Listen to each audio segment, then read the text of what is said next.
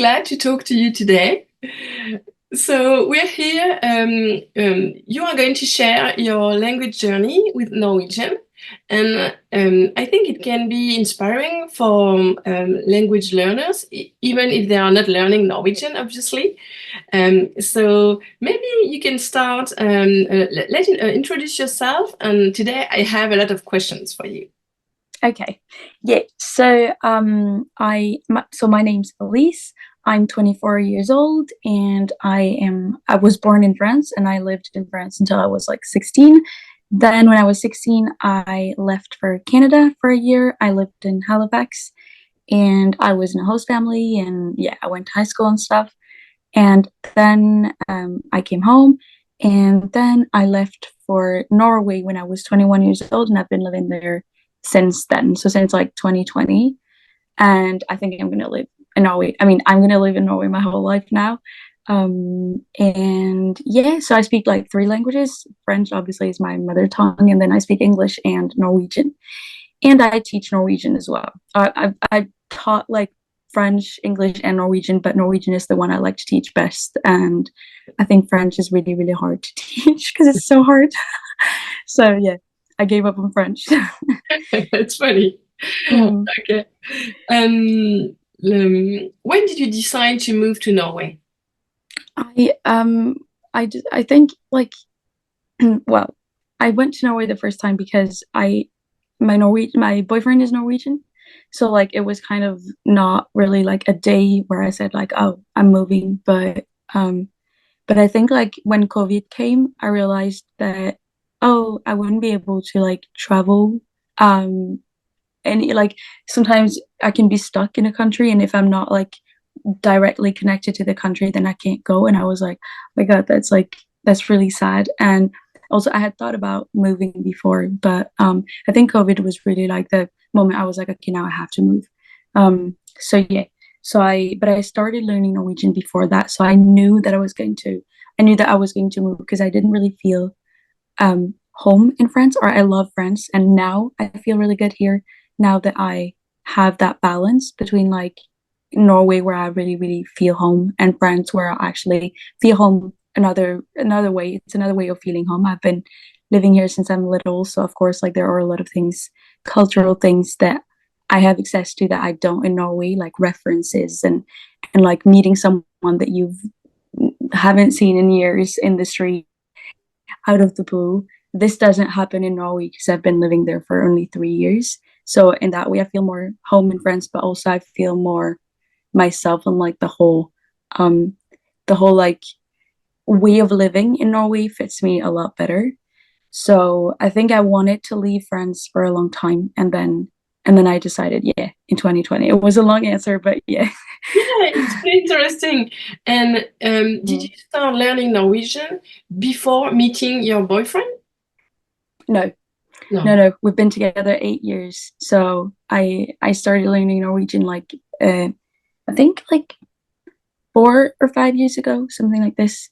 And no, so yeah, but I wanted to. I think like I almost never speak about that story with my boyfriend just because I and of course like the first time I came to Norway was because he was there, but I immediately fell in love with the country, and it wasn't just him. It was like I just felt good there. Like I remember being like I forgot the first time I was there, I forgot that I had a life somewhere else. Like I was just like, wow, it was I don't know. It's a really weird feeling. If I heard someone say that without me having experienced it, I would be like, what the fuck? Like it's just so cliche, but it's really real. Like so that's why like my story with Norway, of course, started with him. Like I would have never come to Norway in the first place if he hadn't been there. But like from that day, I felt that Norway felt home.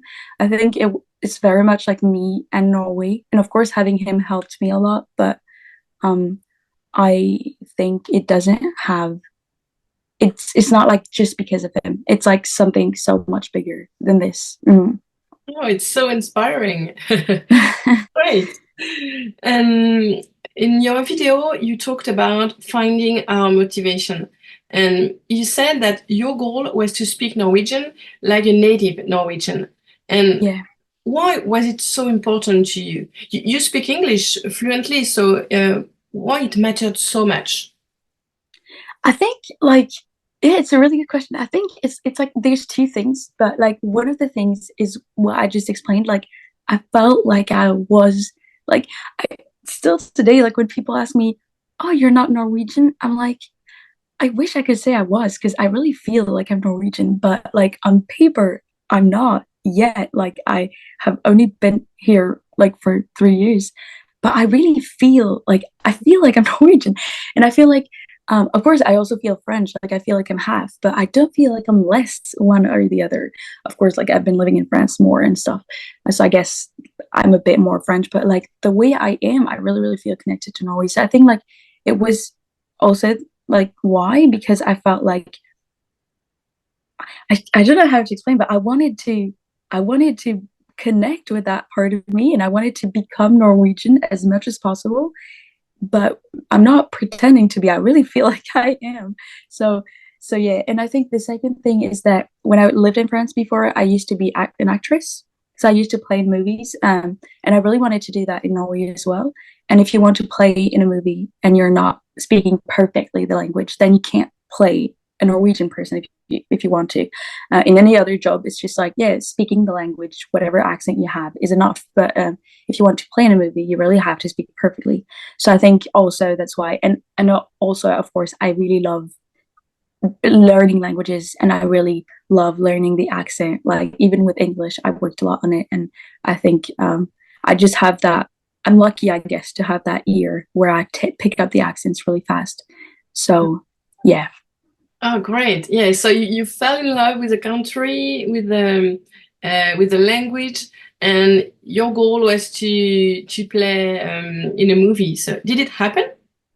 No, no, I didn't. Not in Norway. I think like it was when I moved. I was like, oh, I want to do this and stuff, and then I just started teaching Norwegian, and I just started like on social media, and I was like, oh wow, like I really love this as well. So, but I would like in the future, why not? I mean, I still. It's kind of like I feel like I have a lot of things in my life that are. You feel like it's yours, even if you don't do it at the moment. Like playing in movies. I've done it a lot when I was younger, and now I don't do it anymore, but it's still in me. So I feel like it's not because I don't do it at the moment that I won't maybe do it again in the future. I just don't feel like it fits in my life right now, but I would really like to do it again. And at least you can, because your accent seems to be really, really good in Norwegian.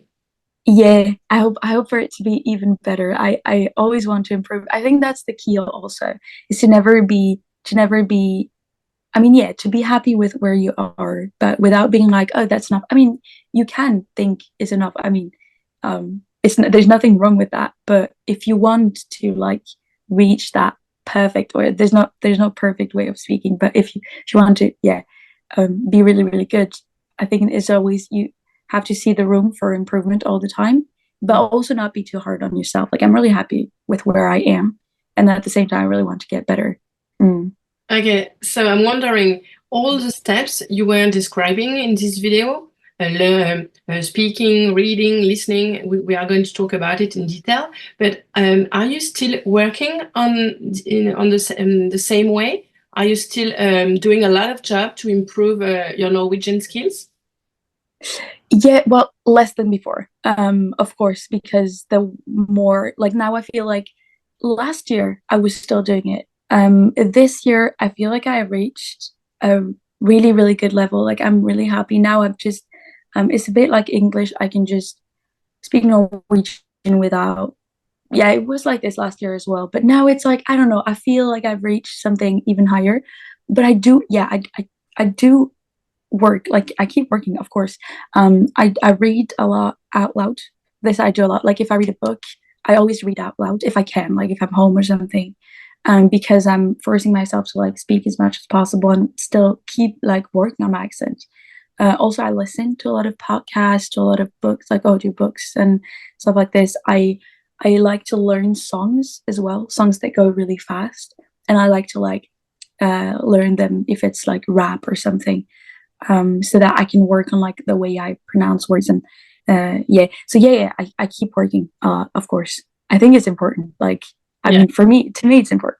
Yeah, yeah. Yeah. You created a Norwegian environment at home, and so you are listening to a lot of podcasts. You are reading a lot. You are speaking a lot. So it's like, yeah, the environment is something really important in Montessori pedagogy to create a Mm. perfect environment. So you did it, and even before moving to Norway, you did it. Yeah, I think it's even more important maybe when you don't live in the country because you're not going to hear Norwegian or whatever language you're learning around you all the time. But it's important to keep it when you move in the country. I think that a lot of people make that mistake of thinking like once I'm in the country, then it's going to be, then yeah, I don't have to make an effort anymore because I'm there and I'm going to have to speak. But I think like I was really aware. I was like, no, no, no, I'm in the country, yeah, but like I can keep working as hard as I worked before, and then I'll like get better twice as fast. So I was like, I think it's important to keep it, if you're in the country, and especially in Norway, because in Norway everyone speaks English, so you never have to speak Norwegian, and Mm. that's the big difficulty with Norwegian, and that's what everyone, not everyone, but like a lot of people struggle with, is that if you speak English and you don't speak Norwegian, you can live in Norway for like 30 years without speaking Norwegian. Of course it's you're going to feel a bit away, and I mean like on the side, and you should learn Norwegian, but you can survive. While in France, for example, it's really easy to find people that don't speak English. So so I think it's really important, yeah, to try to make the effort. But again, like we're also what is it called, like so different, and it's so unfair that some people just pick up languages way faster than others. So I don't think that it's good either to like to compare like what one person does with the other. Like we all have different motivations, we all have different goals and different abilities to learn. And I see it when I teach, like it's some people just have it, and for some people it's way more difficult, and it's just like it's the starting point. Not everyone starts at the same stage, like because we're all different. Yeah. So I think it's good to like listen to other people's stories to be inspired, but not don't feel like, oh, I did this, so everyone should do it. Like I have the thing with languages. I'm so lucky, and yeah. But I don't think that everyone would be able to make the progress that I made in that amount of time, even even if I worked a lot. Like I worked really, really hard, but I also have that thing from before where I pick up languages really like easily. And I think it's really important to just remember this because we tend to be like, oh, anyone can do it. Like, oh yeah, um, if you work hard enough, you can. Like, look at her, she did it. Blah blah blah. Yeah, yeah. But it's really important to know yourself and know your limits and yeah, so that you don't get demotivated. Yeah, Mm. and I think everyone has the ability to do it thanks to neuroplasticity. But for some people, it will be longer. For some people, Exactly. shorter.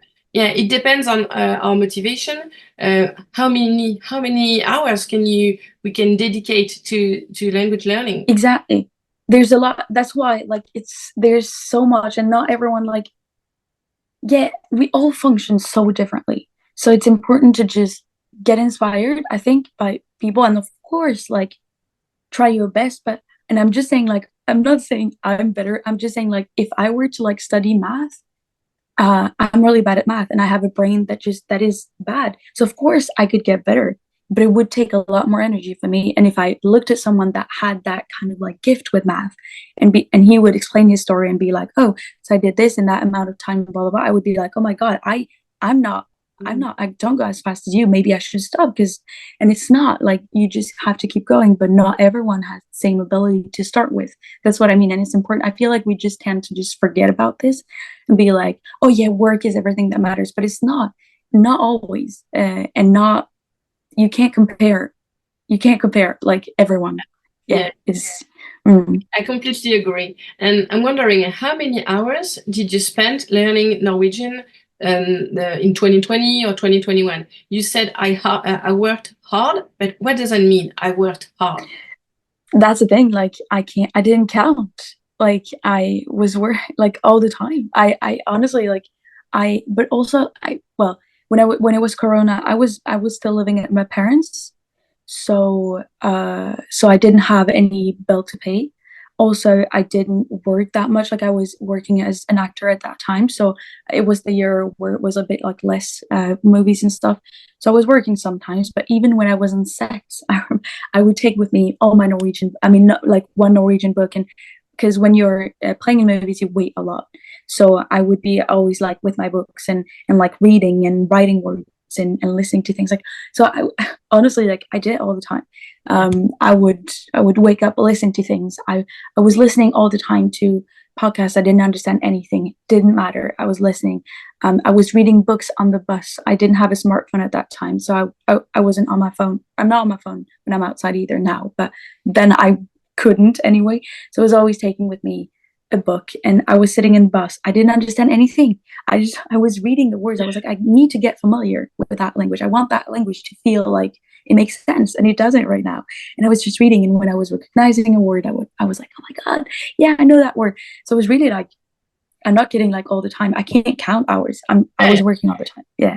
You were really passionate and you wanted to crack the code. I don't know if we say that in English, to crack the code. Yeah, you can say, yeah, you can say, yeah, I definitely wanted to do that. And that's the thing also. That's why I'm lucky as well. I'm someone that gets passionate about something, and once I'm there, like if I'm really like if I want something and I'm in love with that thing, I mean there's no limit to what I will do.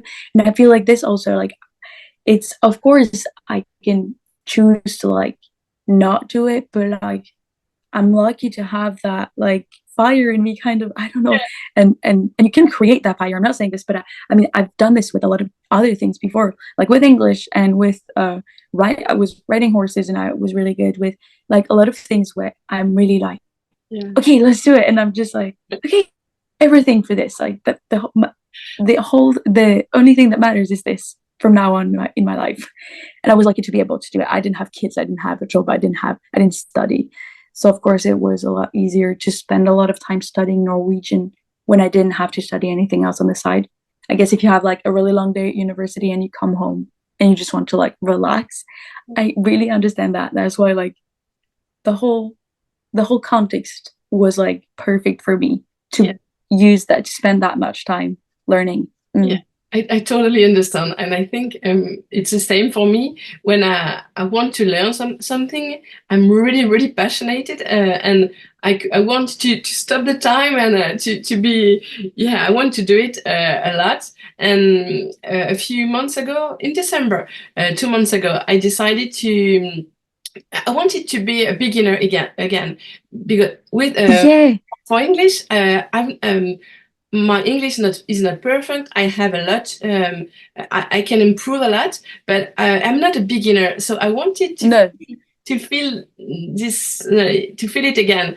And thanks to you, I watched your videos on Instagram, and I was listening to you speaking Norwegian, and I was thinking, but I can't understand everything. The sounds are so weird, and even after a few videos, it was still new. yeah, What is this? What is this?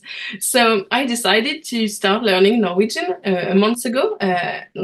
So I'm still a beginner, obviously, but I can feel that passion again. You know what I mean? And it's like decoding a secret message. Oh, yeah, can understand this word. So I use assimil. yeah, Love the dialogues in this book, and it's really really interesting. But the only issue, I can dedicate only 30 minutes or an hour per day. yeah. So Which is a lot. Like, I mean, if a lot of people wish they could spend that much time learning, I mean, like, just doing it every day is really, really good. Like, it's impressive. yeah, and it's really funny because after just 1 month, when I watch your videos, I can catch some words. Oh, I know this word. I So, know this one. I know this so one. nice. Yeah, and I Wow. remember what you said in this video on YouTube. You said at first, when you were reading books, you were able to understand just a few words, and Yeah. usually people tend to say, "Oh, it's so complicated. I can't understand everything." But your mindset was really different. Instead of noticing all the words you weren't able to understand, you were focusing on the few Mm, words you were able to understand. And it's so, that's true. this shift of mindset is really, really powerful. Yeah, that's true. I've never thought about it before. Yeah, that's true. I think that's the thing, like being happy with where you are is really important. Like, but I think you can probably feel it now also, like when you start learning a language, that feeling of like, I understood this. What can I understand? And, like, I want to understand more. Like, okay, if you like when you feel like you've made it, like even if it's one word, Yeah. you're like, let's keep learning. Like, I want to understand more. Like, it's so you get so much motivation from so little in the beginning, and Yeah. yet that little is like it asks I mean, you had to work a lot for achieving that little bit, but yet like as soon as you see that you did it, that you understand, you want to keep working more.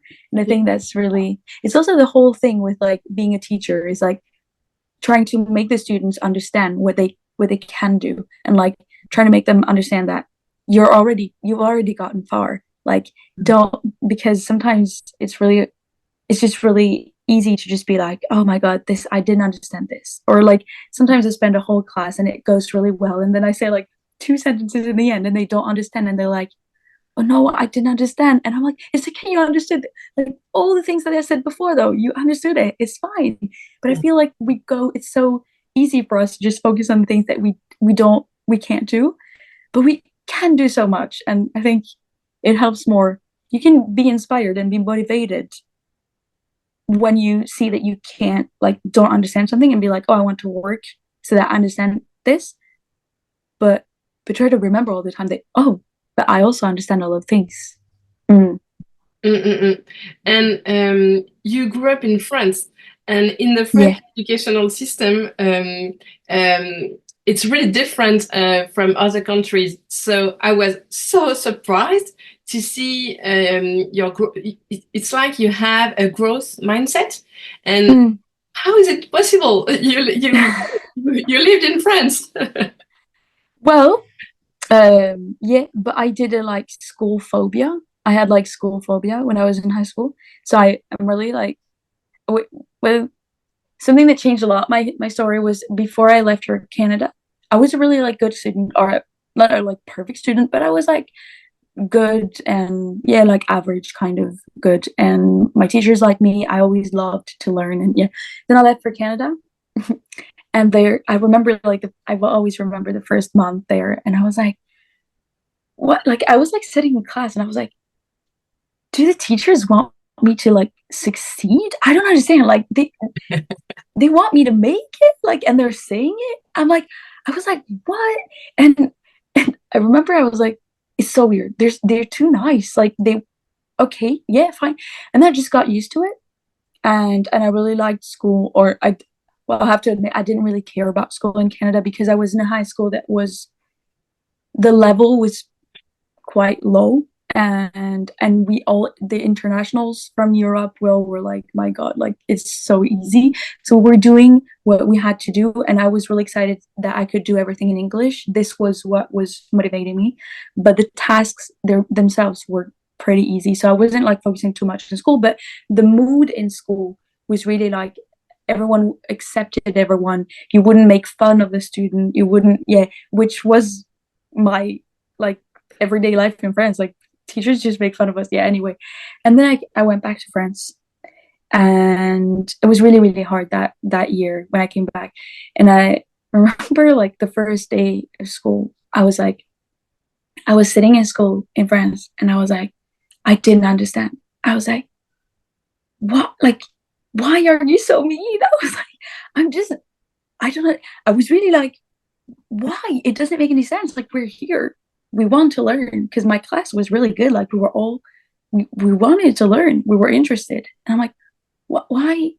Would you do that to, like, why are you like this? Like, can't you just be like, respect us? Like, as much as we respect you? Like, and I remember I was like, really didn't understand. And also, like, school had to be your whole life. Like, but I was doing so many activities. Like I was riding horses, I was doing drama in a drama school, I was teaching English, I was going to Norway in the holidays. Like I was like, so was I fell asleep in class just because I didn't have time to do my homework at night because we would be at school like from 8 to 6 at night. Then I would go riding, then I would sleep, then I would wake up at 3 in the morning to do my homework because like when else would I do it if I didn't wake up that early?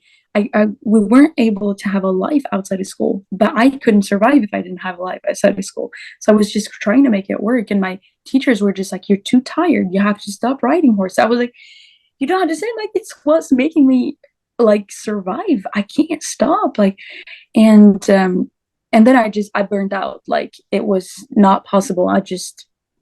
The school, I felt like the school system just crushed me. I felt like when I came back, I was just like, I felt good and I felt myself. And then months after months, I just became depressed, like, because I don't know, I just got eaten by that like mindset. And I went to see a psychologist, and she was like, told my parents she can't keep going to school because she's going to get depressed. And so my last year of high school, I did it at home, like I was homeschooled. And then it was when like my everything came back, like I just felt myself again. And so I wrote letters to my teachers trying to, but I never sent them, but like I was like trying to make like, I was like, can't we work together? Like, can't it be different? I don't know, like I love to learn and I hate going to school. Isn't that weird? Like, so yeah, so I think this whole experience made me really anti like everything that I've experienced. And of course, school wasn't just bad. Like I had, and that's why it made me really sad because I know that the teachers wanted to teach us. They most of them loved their subject, and they wanted us to learn and they wanted us to succeed. But it was just like if they were brainwashed from like so long ago that they couldn't teach another way, even if they wanted to. Like even if they must have seen that like something was wrong, but they it was like they couldn't. And I think it was really really sad. So I think that's where like my sensibility for all of this comes from. Mm. Oh, it's so interesting, and I think this school year in Canada was for you a big opportunity to Yeah, yeah, it was so different from France that you developed a growth mindset, and after when you yeah, came back, it was unbearable it to was. It was, and I didn't understand why nobody. I remember when I came back, I was like, I told all my friends, I was like, why don't you do anything? I was just like, am I the only one that sees that nothing fits, like that it doesn't work? And they were like, yeah, it's just the way it is. And I was like, and I understood, like, if you haven't been outside, you don't understand how it could be. You don't, and if I hadn't left, I wouldn't have known. And because I was just, if you just know this, and when you're in high school, you don't have that. At least we didn't have that feeling inside of us that we can change things, that we don't have to be in that system, or we don't have to, it's just the way it is. You have to graduate, and you don't ask questions, kind of. But when I came back, I did. I was like, I no. can't, it's not, why do we accept that? I don't understand. Like, but after a while I was just, yeah, I just, you have to fit in. And in order to fit in, I had to give up on that part of me that was like, why is it like this? Because I would have, it didn't work. And then I just became like sad and sad, sadder and sadder and sadder. And then it came to the point where I had to leave because, yeah. But I remember my teachers before I left that were like, don't leave. I was like, I want to go to Canada. No, don't go to Canada. And they liked me. They didn't mean it wrong, but they were just like, it's going to be so hard to come back. Not because of this, though. They thought it was going to be hard to come back because the level there is lower. And they thought I was going to become like worse at school. And then I would come back and the level would be so high and I wouldn't be able to follow. And I was like, it's okay. It's okay. And I just left. And when I have like an idea, and of course, I was lucky that my parents supported me. I was lucky that they could help me go. Like it wasn't just me doing it. Like I had my whole environment that helped me, of course. But I was just, for my teachers, I was like, no, I'm going. Like, I'm sorry, I'm going.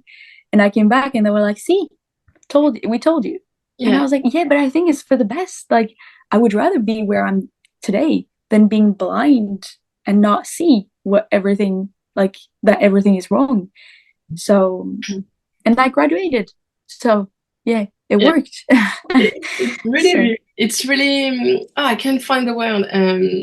Um, sorry, I can't find the word I want to use in English because your story mm. is really inspiring for me, and I kind of lived the same story, but a few Oh, years later, not as a student, but as a teacher.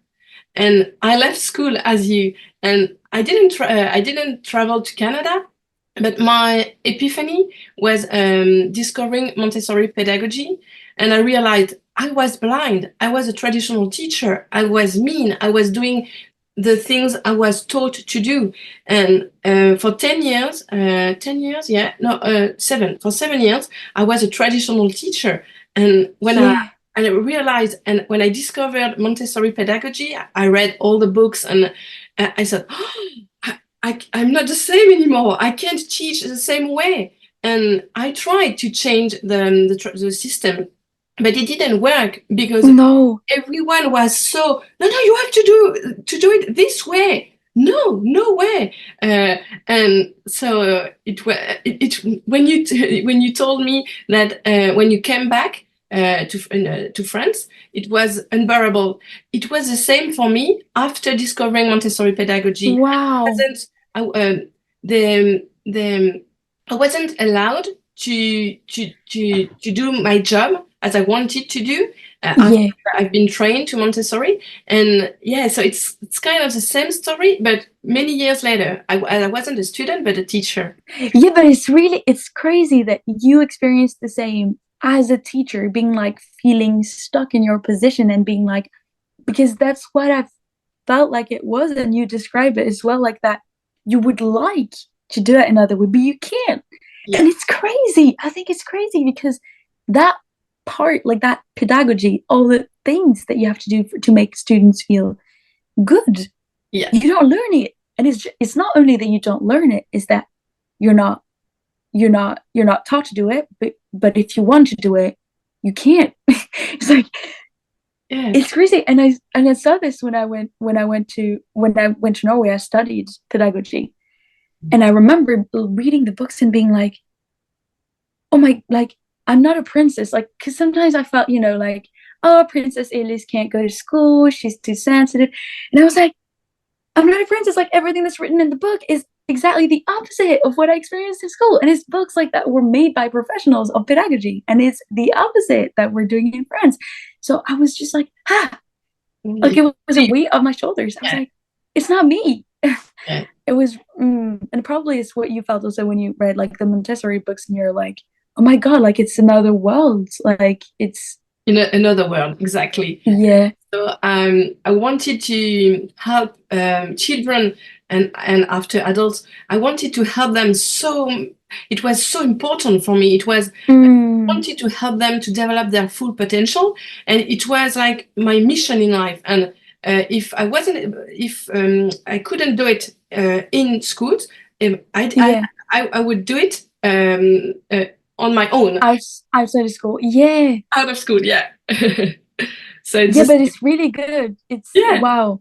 Because it's also it's a lot of you need a lot of courage to like leave your job and be like, okay, if this doesn't fit me, then I'll just find another way to do it. Like it's really impressive as well. And you were really brave to leave school and to do it on your own, to keep going on your studies on your own. It was really brave too. Yeah, but I was really lucky also that my parents understood. I think like in my whole story, and of course like everyone owes a lot to their parents. I mean not everyone, but like all the people that have good parents or whatever good parents is, um, owe a lot to their parents. And I do also because they always let me be me, and they always try to understand me and try to be like, okay, because it's scary for a parent as well to be like, okay, homeschool, like what, like what does it mean? Like, should we do it? There's only 1 year left. Can't you just go to school? Like, is it that hard? I mean, I saw around me, there's a lot of parents that wouldn't have done it. And then again, like they can't know. Maybe they would have done it if they had seen their kid like this. But I'm also really, really lucky that I have the parents I have and that like listen to me. And yeah. Mm. It helps. Yeah. And I have another question for you. In the video, you said something really, really interesting. You said you asked yourself how kids learn languages. And Mm. I want to talk to you about that because I found this question really powerful. Because even if you're an adult, you tried, instead of learning a language, as many adults do, you decided to acquire it. And for me, it's Mm. different from learning a language and acquiring a language. Yeah.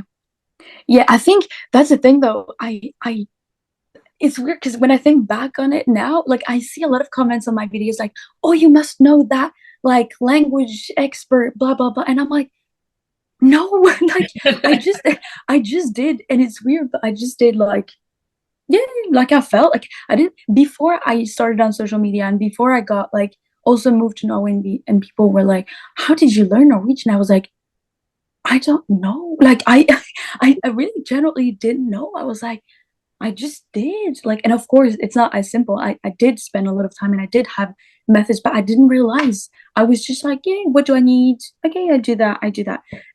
So yeah, but yeah, I think that I don't know. I think it wasn't something like I didn't take, a book and be like, what method am I going to use? It's now that I look back on it, I'm like, yeah, I learned, I wanted to learn as if I was a kid. But back then, I don't think I thought that far, but I did everything as if I learned as a kid. And again, it goes back to that thing like I wanted Norwegian to be a new mother tongue for me. I didn't just want to like speak Norwegian based on a book that tells me, yeah, you have to learn this first. I was like, fuck this. Like, I can choose what I want to learn. I want to learn whatever. Like, I just want to. And the first things I learned, I remember like I learned by heart, like scenes from movies, and series. And I just translated it so I knew what everything meant.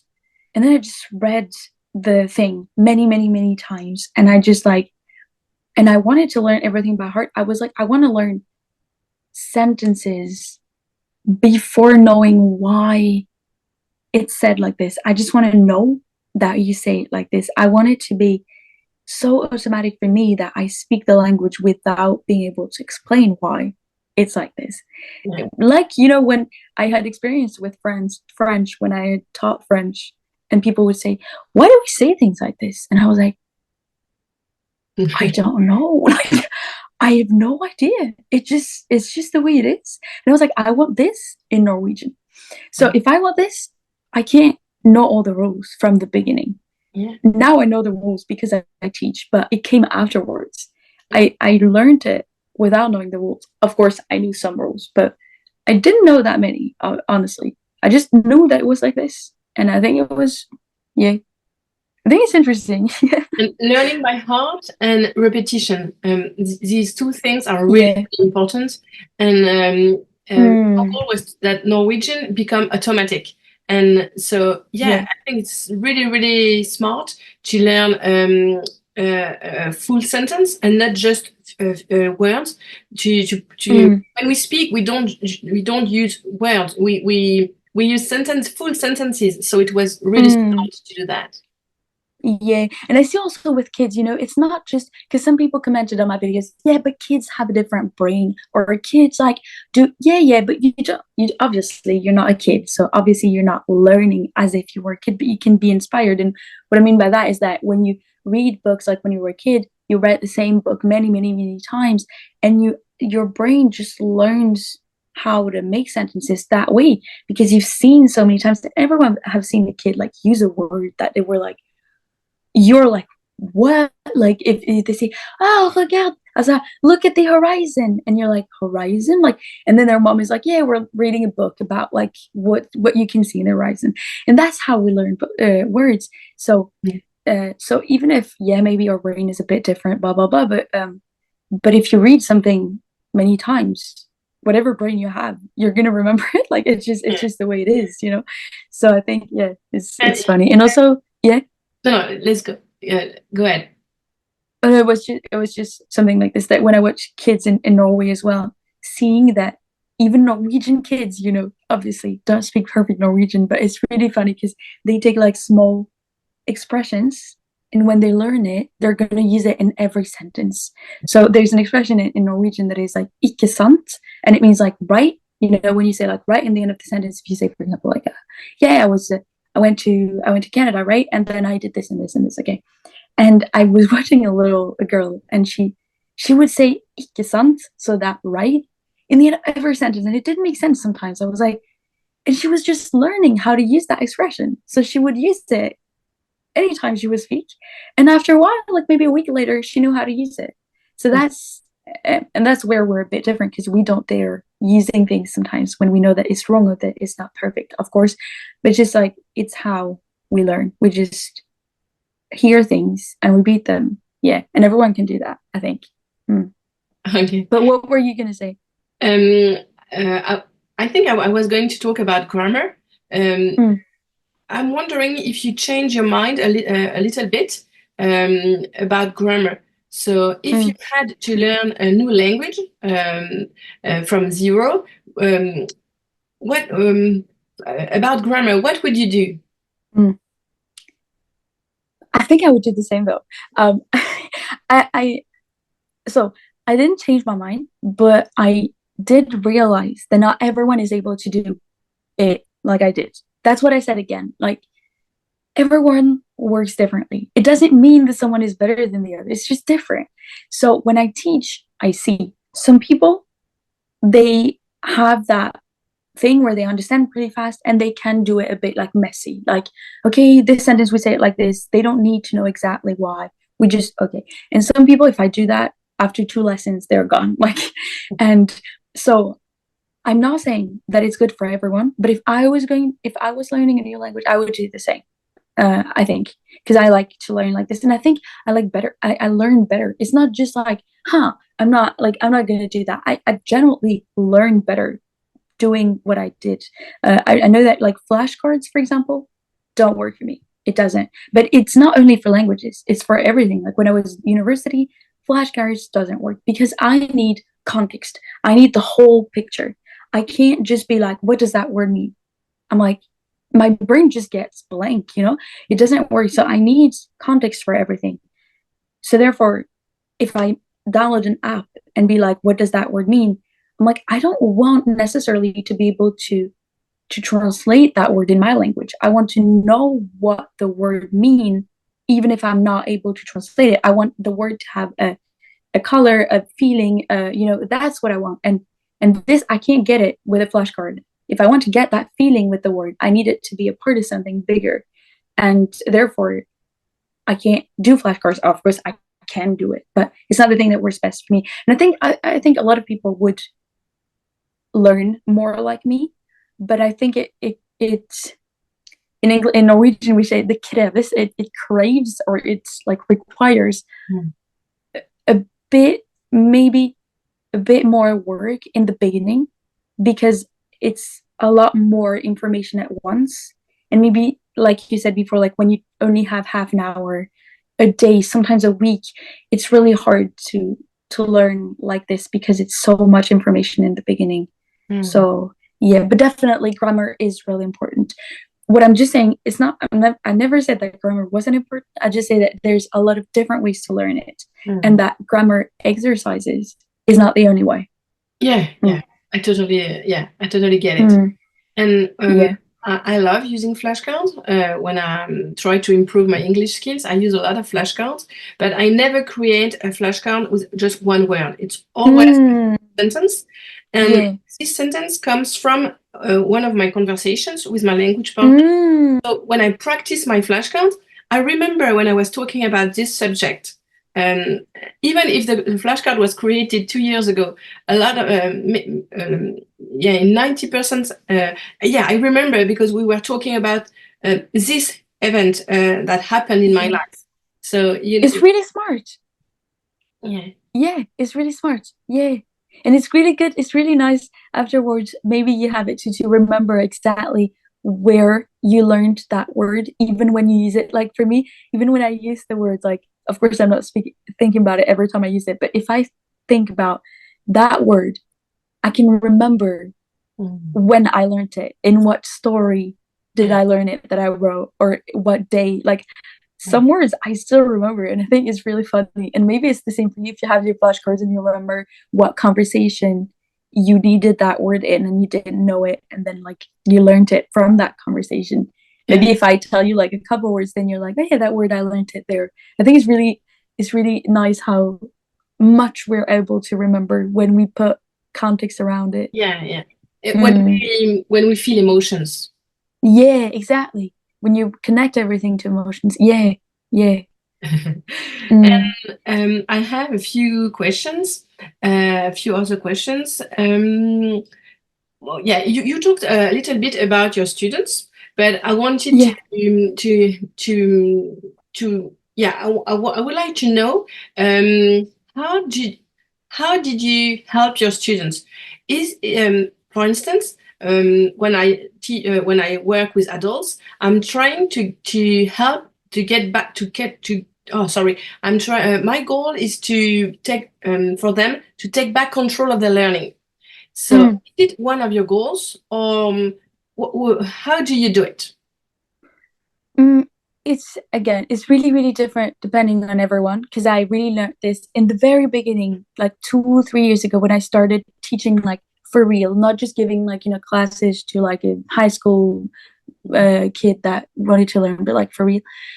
Then I was really blind, I think also, and I was like, my way of learning is like what everyone should do. And I realized it's not, like this is what I said with grammar and stuff.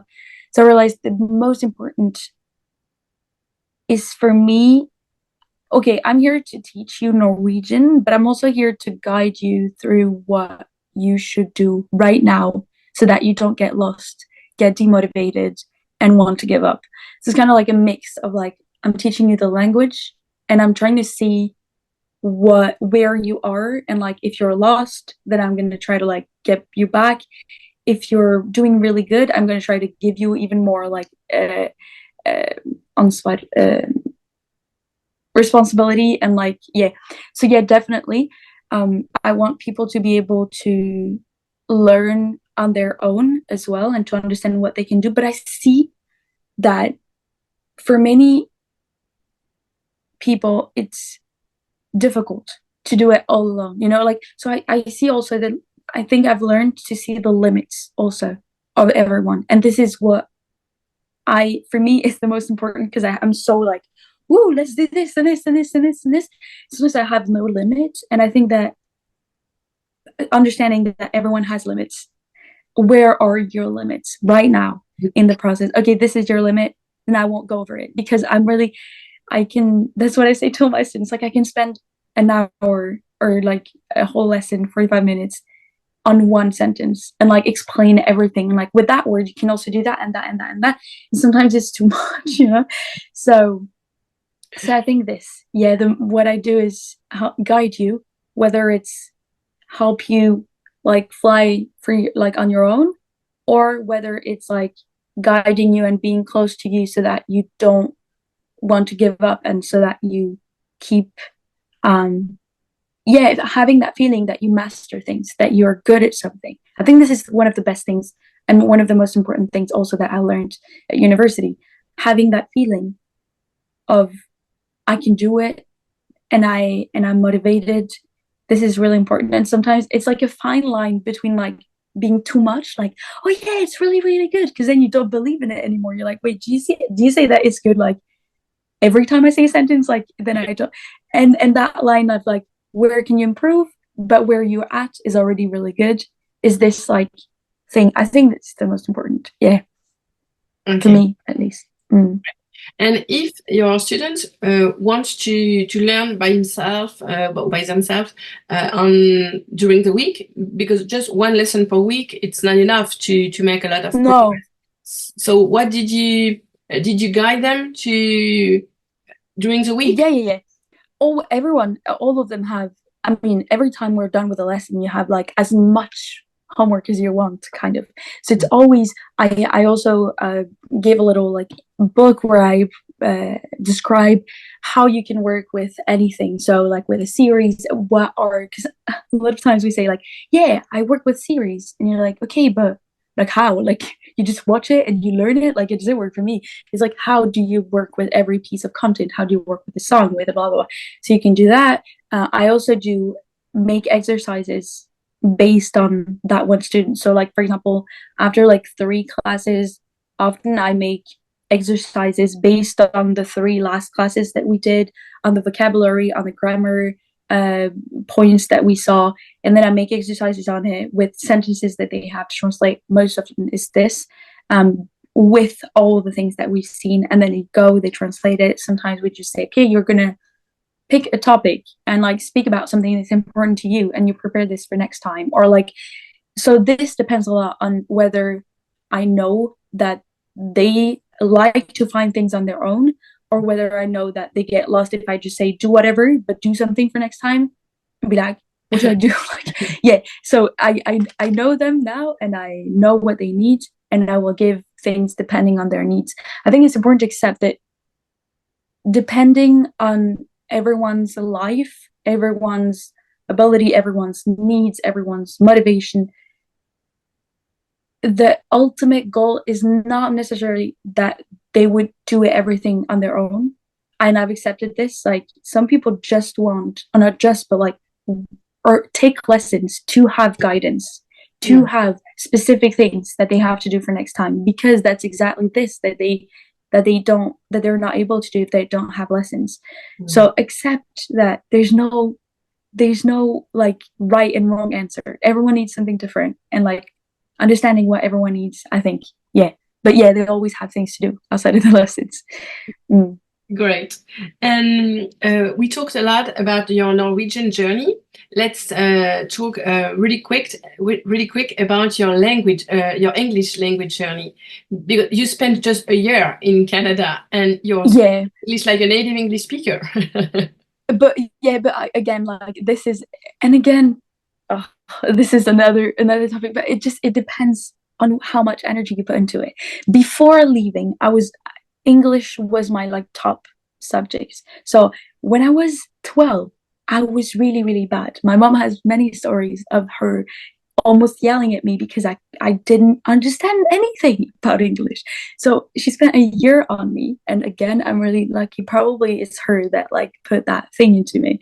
But she spent a year on me being like helping me with every English homework. She was like, English is so important. And she speaks, my parents speak English. Like they are not like bilingual or anything, but they speak like pretty good English. So she would help me. So for a level, like a 12-year-old level, she could help me like more than what I needed. So she was like, it's important, blah, blah, blah. So I remember I would cry. I didn't understand anything. And after that year, I was just good at English. I don't know. So I loved English. And from then, like since I always did drama and movies and stuff, I've always loved to learn things by heart, like learn texts and try to like play them in my room and be like, okay, like pretend like I was a movie, like a person from a movie. And so I would always do this, like copy dialogues from films, and like the movie I know by heart is like The Fault in Our Stars, Nos étoiles contraires. It's like it's a movie that I know, like I don't know it by heart, but there was a point in my life where I knew like half of the movie by heart because I wrote everything down, and then I would watch the same scenes over and over again. And I would read it at the same time, at the same speed as her. So I did that already before leaving for Canada, before going there. So I already loved English. And when I came back, was really I was really that I could miss the level that I had. And so I kept improving my English after coming back as well. I would read a lot in English. I would listen to a lot of videos in English. And I would also, in school, in French, like in the subject French, we had to read books. And sometimes it was books that were originally in English. And I would ask my teacher, is it okay if I buy them in the original language so that I can read in English? So I would do everything. Um, And even in Canada, I wouldn't speak to my family too often so that I wouldn't speak French too often. Some of my friends that were good at English, I was texting them in English. It was like I was, yeah, obsessed like with Norwegian. Obsessed. Yeah. So yeah, it's not just living there. It's like the whole energy I put into it as well. Yeah. Mm, yeah. Thank you, Elise. I don't know if you want to share something else with our listeners, but I think I already spoke so much. it was really, really inspiring. And I knew that after our first chat on the phone a few months ago, I thought, oh, we can talk for hours. Yeah. Well, I can talk for hours. I'm the one that spoke. Sorry. I wish I would have let you speak more. No, it was your interview. Yeah, but I'm sure that you have a lot of like answers to what I say as well said as well. This was so frustrating. Like it at the same time it's an hour. It's a long time, but like we would need a whole day for it to be like a real conversation. We can do it again. Yeah, let's do that again. Yeah. Thank But you. thank you so much for wanting to speak to me. It was really nice.